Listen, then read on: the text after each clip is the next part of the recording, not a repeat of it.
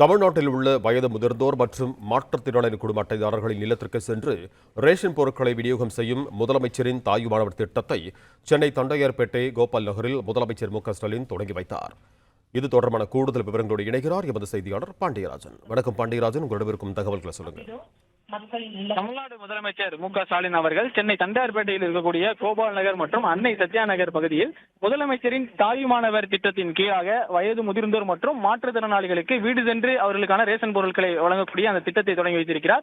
முதலில் தண்டையார்பேட்டையில் இருக்கக்கூடிய அன்னை சத்யா நகர் பகுதிக்கு சென்று அங்கு இருக்கக்கூடிய மாற்றுத்திறனாளிகளின் இல்லத்திற்கு நேரடியாக சென்றார். நேரடியாக நடந்து சென்று அங்கு ரேஷன் பொருட்களை வழங்குகிறார். சர்க்கரை, அரிசி உள்ளிட்ட அந்த ரேஷன் பொருட்கள் கொடுக்கப்பட்டிருக்கிறது. அதன் பிறகு தண்டையார்பேட்டையில் இருக்கக்கூடிய கோபால் நகர் பகுதிக்கு வந்த முதலமைச்சர் மு.க.ஸ்டாலின் அவர்கள் முதியவர்களுக்கு, வயது முதிர்ந்தவர்களுக்கு ரேஷன் பொருட்களை வழங்கியிருக்கிறார். குறிப்பாக இந்த முதலமைச்சருடைய தாயுமானவர் திட்டத்தின் கீழ் புதிய வயது முதிர்ந்தோர் மற்றும் மாற்றுத்திறனாளிகளுக்கான அந்த ரேஷன் பொருட்கள் வீடு தேடி கொண்டு செல்லப்படக்கூடிய அந்த திட்டம் என்பது இன்று தொடங்கப்பட்டிருக்கிறது. அந்தந்த ரேஷன் கடைகளின் மூலமாக மாற்றுத்திறனாளிகள் மற்றும் வயது முதிர்ந்தோருடைய கணக்கில் எடுக்கப்பட்டிருக்கிறது. அவர்களுடைய அந்த மூலமாக 21 லட்சம் பேர் அதன் மூலமாக பயனடைவார்கள் என்று சொல்லப்பட்டிருக்கிறது. கிட்டத்தட்ட 30 கோடி ரூபாய் மதிப்பீட்டில் இந்த திட்டம் செயல்படுத்தப்பட இருப்பதாக தமிழக அரசு சார்பில் தெரிவிக்கப்பட்டிருக்கிறது.